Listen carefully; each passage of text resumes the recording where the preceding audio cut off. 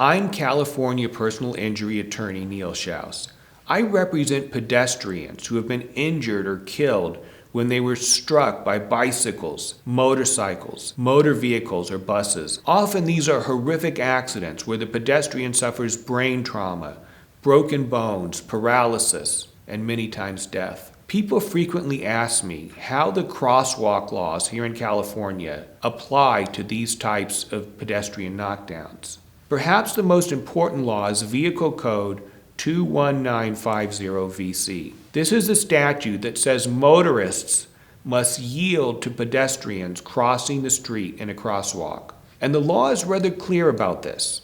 When a pedestrian is struck inside a crosswalk, the driver of the motor vehicle is almost always found to be at fault.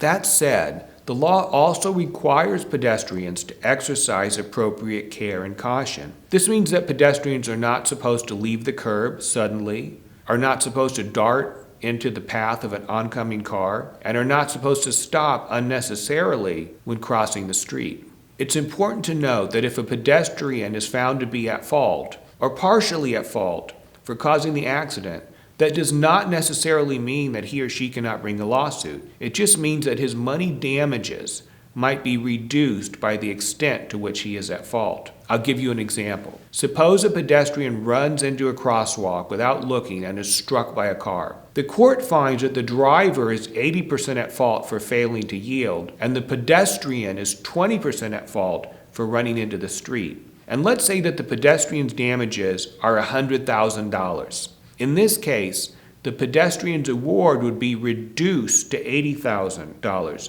would be reduced by 20% because he was found to be 20% at fault.